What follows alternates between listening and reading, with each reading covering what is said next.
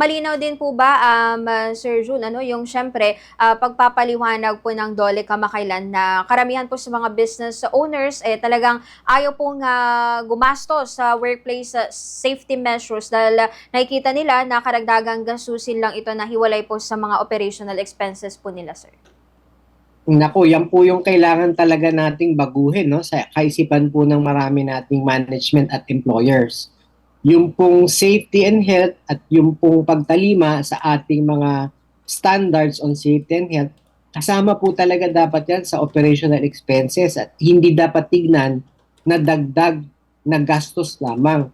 Dahil habang nag-iinvest ka sa magandang makina, abay dapat nag-invest ka rin sa kaligtasan at kalusugan ng iyong mga manggagawa. No? Anin may magandang makina, kung hindi ka naman susunod sa standards, masisira mo na yung makina, at worse, mapipinsala mo yung mga manggagawa mo. Sila yung magkakasakit, sila yung mapipilay, o worse, sila po ay kikitilan ng buhay. So, dapat po, kapag ka nag-invest, kapag ka nagpapasok ng kapital, kapag ka nagdadagdag ng investments, laging integrated o kasama lagi ang pagtalima sa safety and health standards natin. Alam niyo po, ang naging kapuna-puna rin para sa FFW ay meron tayong tinatawag na Labor Education Act.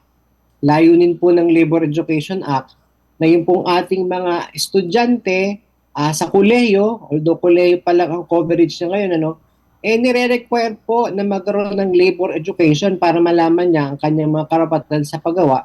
Kasama na po ang karapatan sa kaligtasan at kalusugan habang nagtatrabaho.